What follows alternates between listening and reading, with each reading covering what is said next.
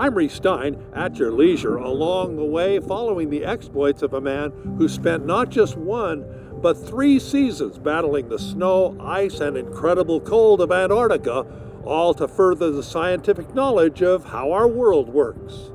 Incredible. I had really no idea what he was doing in the Antarctic until I had a chance to view the footage. AYL photographer Chris Reed, the oldest of David Reed's 7 children, found 25 reels of Super 8 movie stock thought lost for 20 years and painstakingly created a video biography of his father's time on the ice with the United States Geological Survey. I volunteered to work in the Antarctic for 3 seasons from 1964 to 1978. I found my times there to be the most interesting, stimulating periods of my 41-year career working for the USGS. Antarctica was first sighted by Russians in 1820, but it wasn't until 1911 that Norwegian Raoul Amundsen reached the South Pole, just 33 days ahead of British naval officer Robert Falcon Scott, whose 4-man polar party all died during their return. This cross was erected at the top of Observation Hill. It is a memorial to the perished members of Scott's party, which reads, "To strive, to seek, to find, and not to yield," and faces the ice shelf where they died. 53 years later, David Reed stood face to face with Sir Charles Wright, a survivor of Scott's party and member of the search team that found Scott's body. Reed spent his days at the bottom of the world, staring through the lens of a T3 theodolite, mapping and taking precise measurements off the sun. He hopscotched around the glaciers of Ross Island via helicopter in tricky terrain and changeable weather.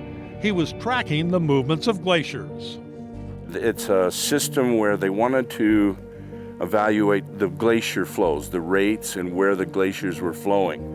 On one trip, a pilot, also named Reed, landed his helicopter on an 11,000-foot mountaintop and was able to get phone connections with David Reed's wife and learned he was soon to be a father of twins.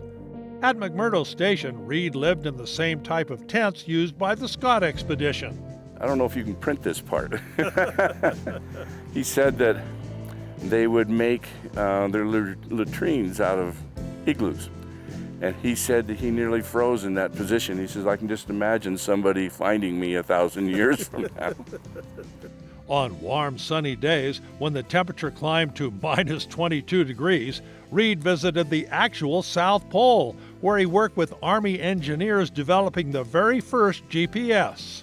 The snow-covered geodesic dome at the South Pole brought out the inner child in Reed and other scientists. On Christmas Day 2007, Marianne and I made Antarctica our 7th continent. We didn't get quite as far as the South Pole, but wandering among thousands of nesting penguins stands as one of the highlights of all our travels. You've never been to Antarctica?